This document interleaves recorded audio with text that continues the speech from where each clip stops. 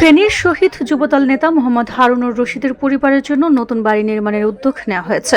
রোববার সকালে ফেনী সদর উপজেলার ফরহাদনগর ইউনিয়নের ভোরবাজার এলাকায় এই নির্মাণ কাজের আনুষ্ঠানিক উদ্বোধন করেন আমরা বিএনপির পরিবারের নেতৃবৃন্দ। বিএনপি সূত্রে জানা গেছে, পরিবারের দীর্ঘদিনের কষ্ট ও মানবিক পরিস্থিতি বিবেচনায় তারেক রহমানের পরামর্শে এবং অতিরিক্ত প্রেস সচিব আতিকুর রহমান রুমনের পরিকল্পনায় এ বাড়ি নির্মাণের উদ্যোগ নেওয়া হয়।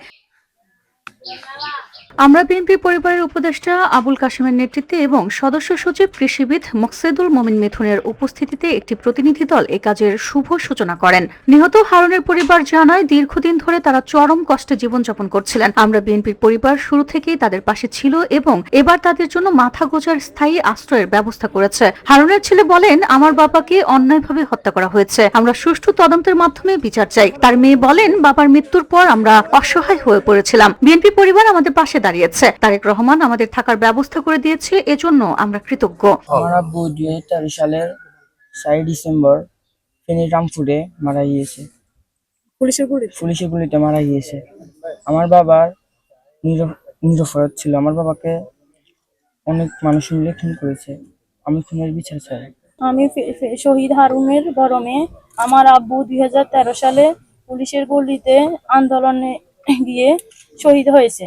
এখন বর্তমানে প্রধানমন্ত্রী তারেক রহমান আমাদেরকে একটা বাড়ি উপহার দিতেছে, আমি তাকে আন্তরিক ধন্যবাদ জানাই। আমাদের ফ্যামিলির খোঁজ খবর রাখে, আগামীতেও আমাদের খোঁজ খবর রাখার জন্য তাকে আন্তরিক ধন্যবাদ জানাই। আমরা বিএনপি পরিবারের সদস্য কাশেম বলেন, আমরা শুরু থেকেই হারুনের পরিবারের পাশে আছি, তার বড় মেয়ের বিয়েতেও আমরা সহযোগিতা করেছি। আজ তারেক রহমানের পক্ষ থেকে এই ঘরটি উপহার দিতে পেরে আমরা আনন্দিত, ভবিষ্যতেও পাশে থাকব। জেলা বিএনপির নেতা আলাল বলেন, হারুনের ত্যাগ আমরা কখনো ভুলব না, তার পরিবারের পাশে বিএনপি সবসময় থাকবে। এ সময় ফেনী পৌর বিএনপির সদস্য সচিব অ্যাডভোকেট মেজবা উদ্দিন ভূঁইয়া বলেন, হারুনের পরিবারের সাথে আমরা আছি, ছিলাম, থাকব।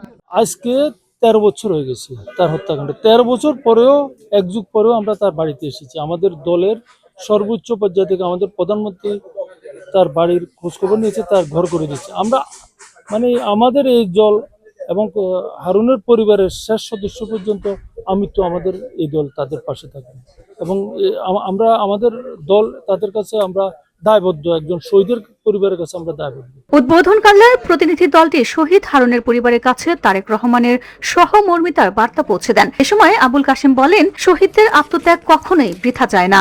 দেশ ও গণতন্ত্রের জন্য যারা প্রাণ দিয়েছেন, সেই পরিবারগুলোর পাশে দাঁড়ানো আমাদের নৈতিক দায়িত্ব।